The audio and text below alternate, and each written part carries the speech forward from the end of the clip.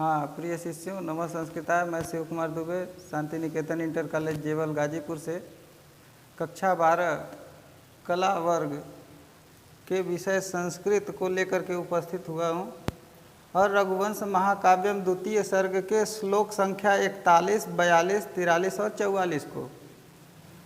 और ये रघुवंश महाकाव्यम महाकवि कुलगुरु कालिदास के द्वारा रचित है और इसमें राजा दिलीप के द्वारा, रघुवंशीय राजा दिलीप के द्वारा वशिष्ठ ऋषि की गाय नंदिनी की सेवा किए जाने का 21 दिन का संकल्प लिया जाता है। और उस 21 दिन के संकल्प में 21वें दिन जो है नंदिनी ने राजा दिलीप की परीक्षा लेने के लिए एक माया रची। उस माया के अंतर्गत एक शेर,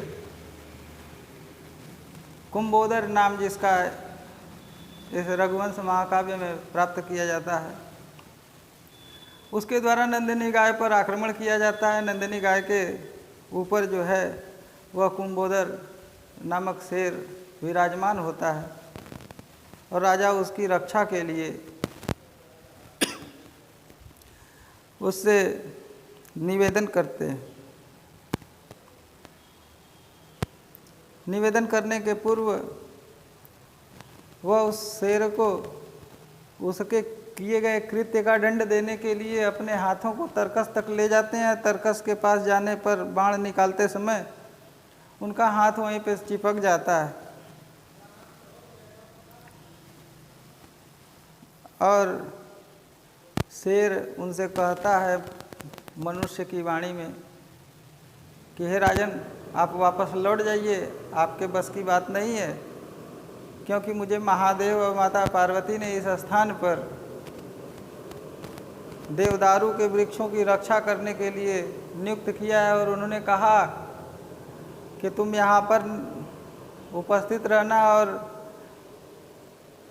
गज इत्यादि जो बलिष्ठ, क्षमा कीजिएगा, बलिष्ठ जो जीव हैं जंगली, उनसे इन वृक्षों की रक्षा करना। अगर इस क्षेत्र में कोई अगर आ जावे स्वेच्छा से तो वही तुम्हारा आहार होगा, वही तुम्हारे इस पालन, ये मेरे आदेश के पालन रूपी व्रत का पारणा बनेगा। जैसे व्रत लोग करते हैं तो उसका पारण करते हैं, तो तुम मेरे आदेश के को व्रत की तरह पालन करोगे तो कोई और जीव जो आ जाएगा तो तुम उसको खा करके अपने व्रत का पारण करना, यानी अपने क्षुधा की तृप्ति करना। तो इसी बात को सुन करके राजा दिलीप जो है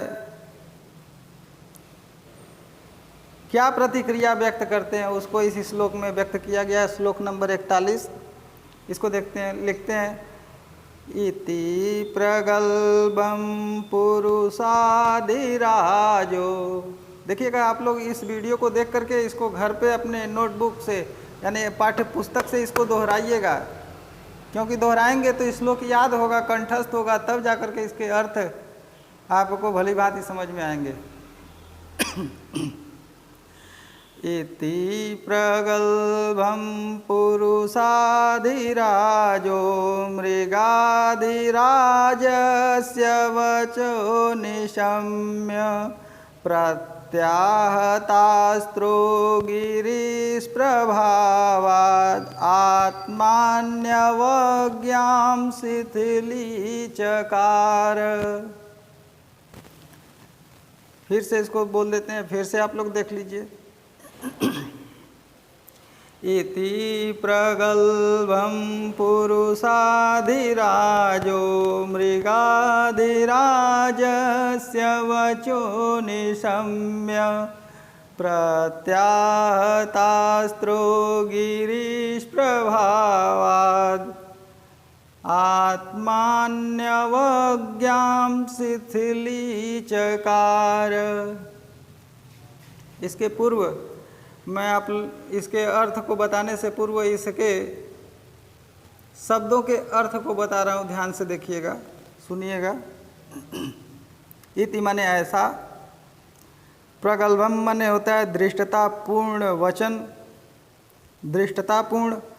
और पुरुषाधिराजो यानी पुरुषों के अधिराज राजा दिलीप, मृगाधिराज मृगस्य राज्ञ यानी जो हिरणों के राजा अर्थात शेर हैं, और राजस्य शब्द है षष्ठी विभक्ति एक वचन का है।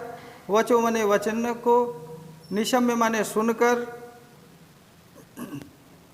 प्रत्याहतास्त्रो, प्रत्याहतास्त्रो इसका विग्रह होगा प्रत्याहतम प्रतिबद्धम शस्त्रम आयुधम यस्य तादृश,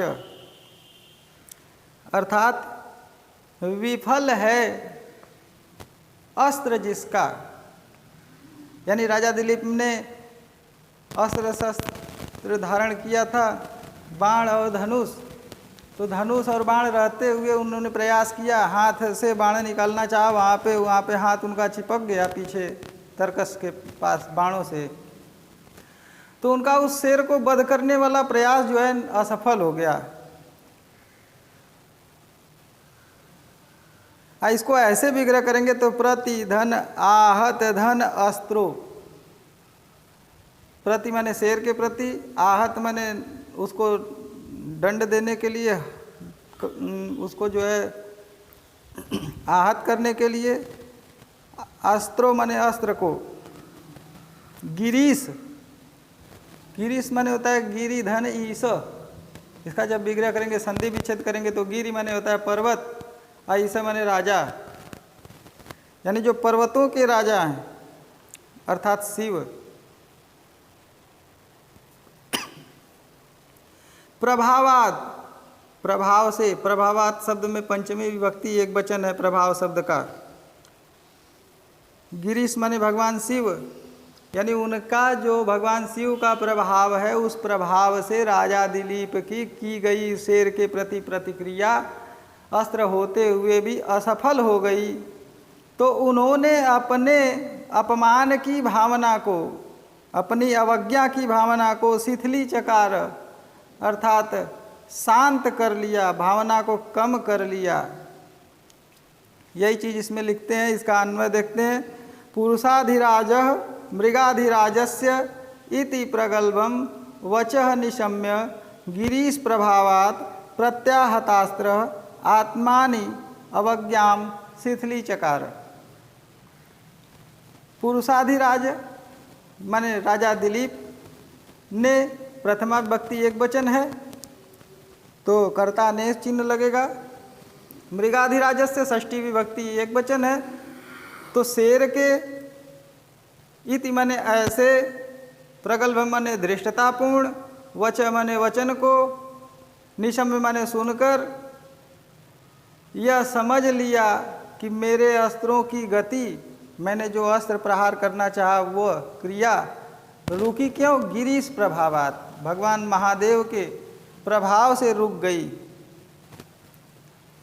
इसलिए इस प्रकार सोच करके उन्होंने अपने अपमान की भावना को कम कर लिया।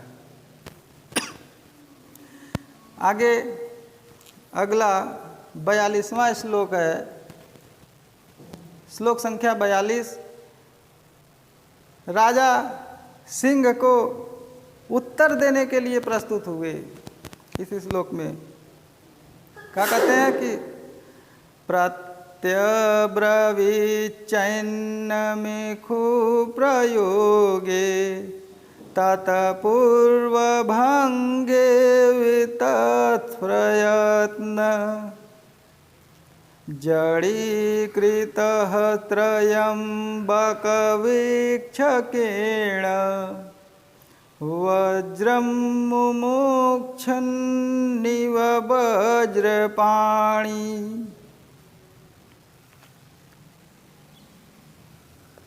एक बार फिर से इसको पाठ करते हैं, इसको देखिएगा। प्रत्यब्रवीचैन्नमिखु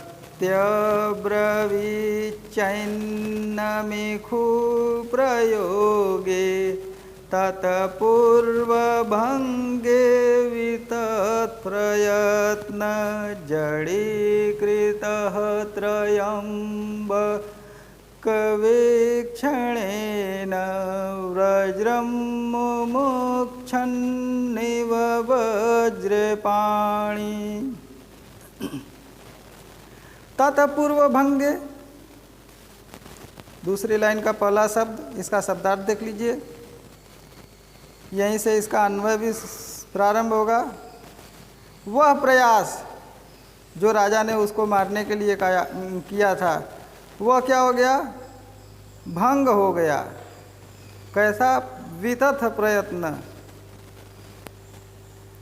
यानी विफल जो प्रयास है और उनका जो पूर्व में जो कृत्य था वह भी भंग हो गया और जड़ीकृत हो गए।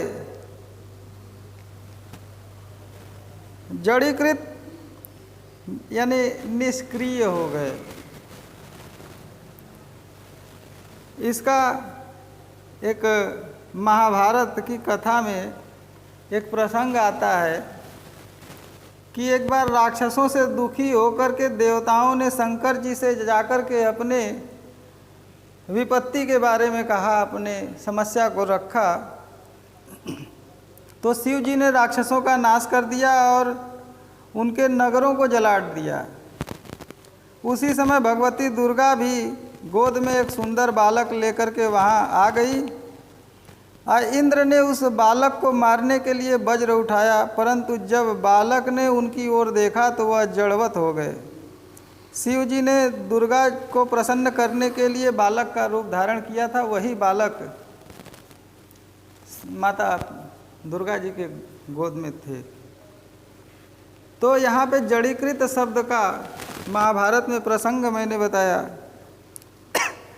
और इसका वज्रम मने कुलिशम यानी वज्र, मुमुक्षन यानी मुक्तम इच्छन यानी मोक्ष की इच्छा वाले, और त्रयंबक भगवान शिव को कहा जाता है। यहाँ पे लिखा है त्रयंबक वीक्षणेन। वीक्षणेन माने होता है दृष्टि, यानी भगवान शिव की दृष्टि से वज्र को हाथ में लेने वाले वज्रपाणी अर्थात इंद्र जड़ीभूत हो गए। तो शेर के सामने राजा दिलीप भी जड़ीभूत हो गए। वही चीज़ इसमें दृष्टांत के रूप में रखा गया है। इसका अर्थ क्या हुआ कि तत्पूर्व भंगे ईसु प्रयोगे, उसी प्रथम विफलता में बाण चलाने में निष्फल राजा दिलीप, जिनकी स्थिति शिव के देखने से वज्रपाणी इंद्र के द्वारा प्रहार किए जाने की इच्छा से कृत्य जो किया गया, उस कृत्य का शंकर जी के देख लेने मात्र से जड़ीकृत हो जाने की क्रिया जैसी राजा दिलीप की क्रिया हुई। और शेर ने जो ये प्रसंग उत्पन्न किया था, वही राजा दिलीप ने शेर को उत्तर दिया। यानी राजा दिलीप ने शेर को उत्तर दिया। क्या कहा? राजा ने भी शेर से कहा, यानी राजा ने इस बात को बताया कि मेरे अस्त्रों का प्रभाव, फिर से समझ लीजिए इसको, राजा ने शेर को बताया कि मेरे अस्त्रों का प्रभाव महादेव के प्रभाव के कारण जो है हुआ, इसलिए मैंने अपने अपमान की, अवज्ञा की भावना को कम कर लिया। ऐसा एक बार और प्रसंगता आता है कि जिस तरह से भगवान शिव के बाल रूप जो माता दुर्गा जी के साथ में था, उस पर देवराज इंद्र ने वज्र से प्रहार करने की चेष्टा की और भगवान शिव ने उनको देखा, वो भी जड़ीकृत हो गए। तो उसी चीज़ को इसमें एक दूसरे से बातचीत करते हुए राजा और शेर, राजा ने शेर से कहा, क्या कहा? लिखते हैं इसमें कि संरुद्ध चेष्टस्य मृगेंद्र कामम। 43वां श्लोक है, ध्यान दीजिएगा, श्लोक संख्या 43। इसमें कहते हैं संरुद्ध चेष्टस्य मृगेंद्र कामम हास्यम वच तद्यदहं विवक्षु अंतर्गतं प्राणवृता हि वेद सर्वं भवान् भावमतोभिधास्ये।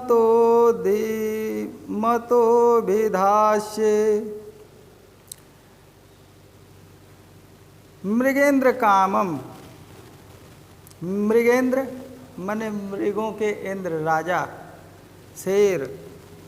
तो यहाँ पे संबोधन करते हैं कि हे सिंह, आगे क्या कहते हैं, मेरी चेष्टाएं, कामम हास्यम, यानी जो मेरी चेष्टाएं वो हास्यपद हो गई, हंसी के योग्य हो गई, व्यर्थ हो गई। इसलिए मेरा जो प्रयास है वो हंसी योग्य हो गया। आगे कहते हैं अंतर्गतम, यानी उसी के साथ हृदय में जो भाव है, हृदयगत है, सर्वम मने संपूर्ण, और भावम मने अभिप्राय, वेद मने जानता है, अतः मने इसलिए, अभिध्यास्य मने कहूँगा। कहते हैं कामम मने पर्याप्त, अस्ति मने विद्यते विद्यमान है। क्या कहते हैं, फिर से ध्यान दीजिएगा, कहते हैं कि हे शेर, यानी राजा शेर से कहते हैं कि हे शेर, मेरा जो चेष्टा है वह व्यर्थ हो गया, और इसलिए मैं जो बात कहना चाहता हूँ वह परिहास करने योग्य है। तब भी आप सभी जीवों के भीतर की बात जानते हैं, इसलिए मैं आपसे बात कहूँगा। क्या कहूँगा? वही 44वें श्लोक में कहते हैं कि मान्यः समे स्थावर जंगमानां सर्ग स्थिति प्रत्यव्यवहार हेतु गुरोरपीदं धनमाहिताग्ने नश्यत्पुरस्ताद अनुपेक्षणीयम्। इसको एक बार फिर से सुनिए आप लोग, दोबारा भी सुन सकते हैं इसको, वीडियो को रिवाइज करके। मान्यः समे स्थावर जंगमानां सर्ग स्थिति प्रत्यव्यवहार हेतु गुरोरपीदं धनमाहिताग्ने नश्यत्पुरस्ताद अनुपेक्षणीयम्। अस्थावर और जंगम, अस्थावर जो स्थिर रहने वाले हैं, जंगम माने जो गतिशील करने वाले हैं, जैसे मनुष्य इत्यादि जीव जंतु, उनको जंगम कहा जाता है, और वृक्ष इत्यादि स्थावर कहे जाते हैं। सर्ग स्थिति प्रत्यव्यवहार हेतु, सर्ग माने उत्पन्न करना, स्थिति माने पालन करना, और व्यवहार हेतु संहार के लिए जो कारण हैं, यानी सृष्टि का निर्माण, सृष्टि का पालन पोषण और सृष्टि का संहार का जो कारण है भगवान शिव। स माने वह शिव, मैं माने मम मेरा, अमान्य माने मानता हूँ, मान्य माने मानता हूँ, पुरस्तात माने आगे, नश्यत माने नाश हो गया जिसका, और इदम धनम, यह गाय रूपी धन, अहिताग्ने, अग्निहोत्र करने वाले का, अग्निहोत्र माने गुरु वशिष्ठ, और अनुपेक्षणीयम माने उपेक्षा करने योग्य नहीं है। यहाँ पर क्या कह रहे हैं, अपने भाव को दिलीप उस शेर के सामने रखते हुए कह रहे हैं कि हे सिंह, अस्थावर जंगम सबकी रचना करने वाले, सबका पालन पोषण करने वाले वह महादेव जी मेरे लिए भी पूजनीय है। तब भी मेरे जो गुरु हैं वशिष्ठ, उनका यह गाय रूपी धन मेरे सामने नष्ट हो जाए और मैं यह देखता रहूं, उसको उपेक्षित कर दूं, यह योग्य नहीं है, मेरे योग्य नहीं है। अर्थात इसकी भी रक्षा मुझे करनी है और मुझे करनी चाहिए और मैं करूँगा। इसीलिए वह उससे निवेदन करते हैं। और अगले श्लोक में इसका बाकी का अर्थ यानी 44 नंबर हो गया, 45, 46, 47 और 48 श्लोक मैं अगले वीडियो में लेकर के उपस्थित हूँगा। तब तक के लिए धन्यवाद। नमः संस्कृताय।